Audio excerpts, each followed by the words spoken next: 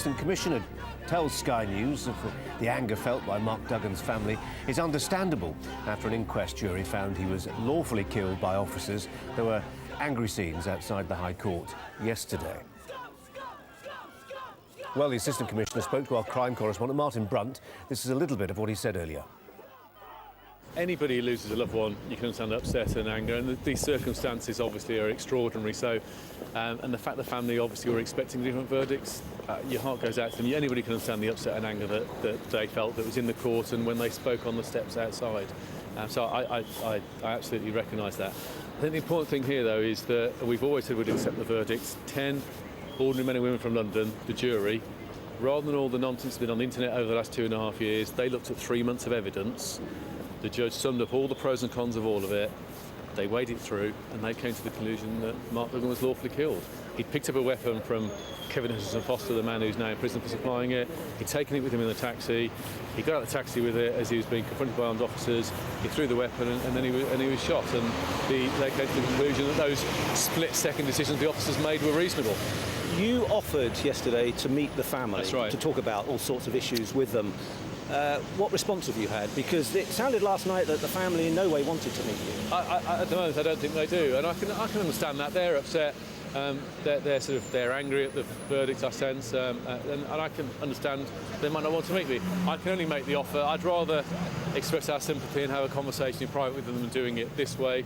If they don't want to meet me, I understand that, and I'm very grateful for them. They've later yesterday and this morning they've made some sort of helpful measured statements about asking people not to agitate towards disorder and things. I think they're just reflecting on what they do next.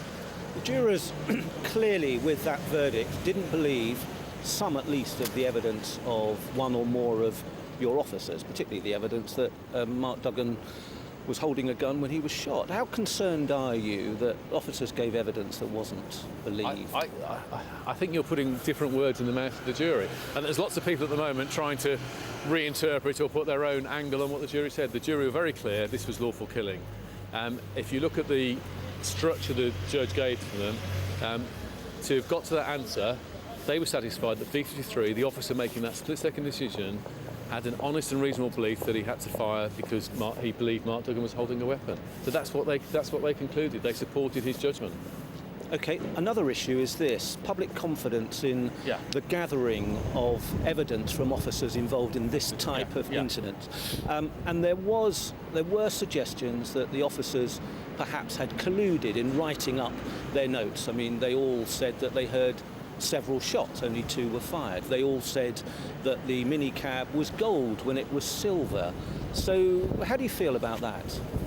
Is there a measure to be done in changing that process? Before we make some change, I think there's more we can do.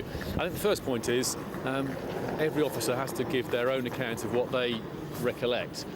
So whilst they're witnesses, they're sitting down, they're making statements, and they put hundreds of pages of evidence into the IPCC, it has to be their own accounts. Clearly, the way that was done, there's ways we could do it to have better transparency and more clear supervision, and we've put some changes in place. Is that already happening? That's already happening. So in fact, with the Woolwich shooting was dealt with differently, just in line with that. But I think the big point from our perspective is the learning of the last couple of years is the benefit of video. We look at Woolwich, and everyone can see those horrifically fast-moving situations that the firearms officers turn up to deal with the 2 individuals who've murdered Lee Rigby, and the violence that they face and the nature of the split-second decision. It made it very easy to deal with. In this case, we've had 2.5 years. That is so unsatisfactory for the family. It's so unsatisfactory for the officers that it's taken this long. If the officers had been wearing body cameras, it would have been very clear-cut as to what happened. OK. The family said yesterday on the courts of the steps, no justice, no peace. That sounds rather ominous. How concerned are you about that? The family were very upset and angry about the verdict, which wasn't what they were expecting. If you look at what they said later yesterday and this morning, they said some very measured things about asking the public for calm. I think we all need to reflect on sort of relations between the police and the community. As I've said already, I think we've done some good things with stop and search to improve relations over the last couple of years. But as the Commissioner's asking community leaders this morning, what more can we do? And we'd ask any Londoners to help us in that process. That was Mark Rowley, Assistant Commissioner of the Met, as you could see outside Scotland Yard, speaking to Martin Brunt, our crime correspondent, within the last hour or thereabouts. Well, let's bring in now Claudia Webbe. She used to chair the Trident Independent Advisory Group, which focused on gun crime in London, and John Collins, who's the Deputy Director at the independent think tank, the Police Foundation. They both join us from central London. Good morning to both of you. Claudia, can I start with you? We've had difficult situations in terms of relations between the police and different communities in London before. It would be wrong to describe them as transient. Sometimes they do lasting damage, but it's rarely permanent. How damaging has this been, would you say? This is extremely damaging. I think the relationship between the black community and the police right now is at an all-time low. The police are in a very difficult place right now.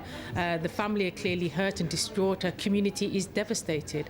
This was always going to be controversial, the shooting dead of a black man in this location in Tottenham, close by the Broadwater Farm estate, where there's been a history of deaths in custody, a history of stop and search, disproportionate levels of stop and search, and a history of poor relationships between the black community and the police. This was always going to be a controversial shooting dead of a black man, and the police ought to have been more sensitised, really, to what the outcome and what the impact of this would have been on a community in terms of its history. And this is a collective history and collective understanding and a collective memory of the community that transcends even this location and probably right across London and probably nationally as well. Yeah.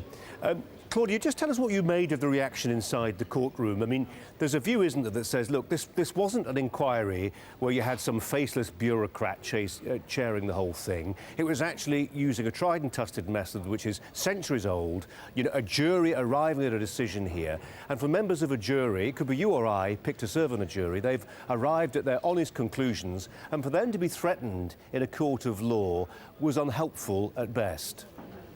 Well, I wasn't in the court at the time. I can only go by the media reports.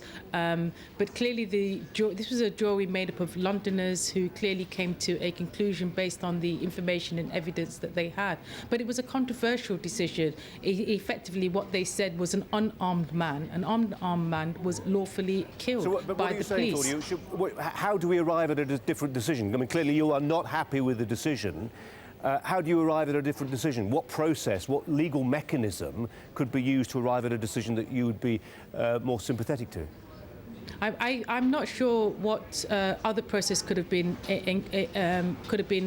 happened, but what I do know is that in order for the police to build trust and confidence, what is probably needed is more of a judicial inquiry that enables the police to answer questions that remain now unanswered, because it's very clear that Mark Duggan did not have a gun at the time of him being shot dead. It's very clear from what the jury says that the police could have done much more in terms of the intelligence and the evidence that they had in the lead up to stopping Mark Duggan. The police have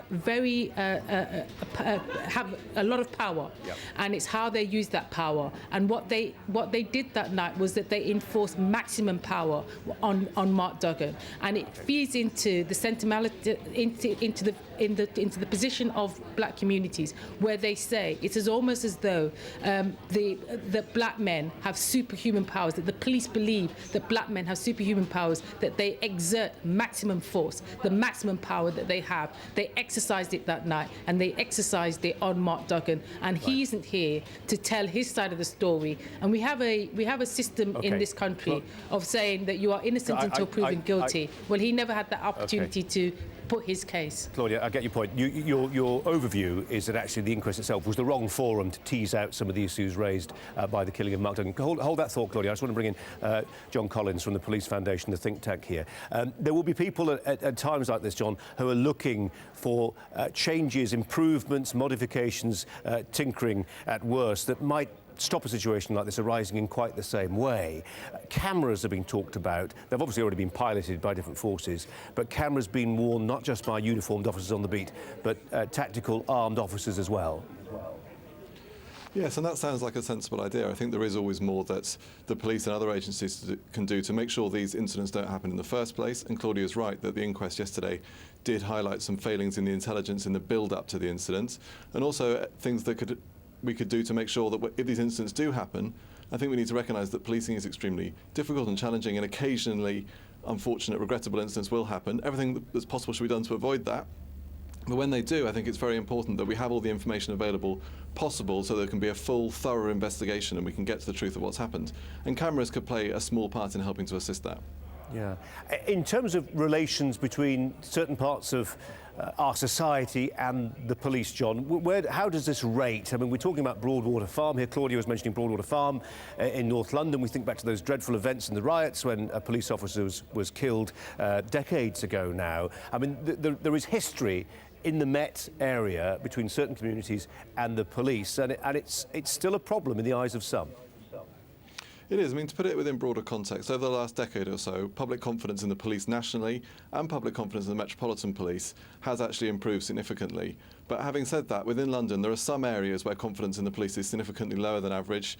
Haringey and Barking and Dagenham are among those. Haringey, where Tottenham is, obviously, where public confidence the police are doing a good job but are significantly lower.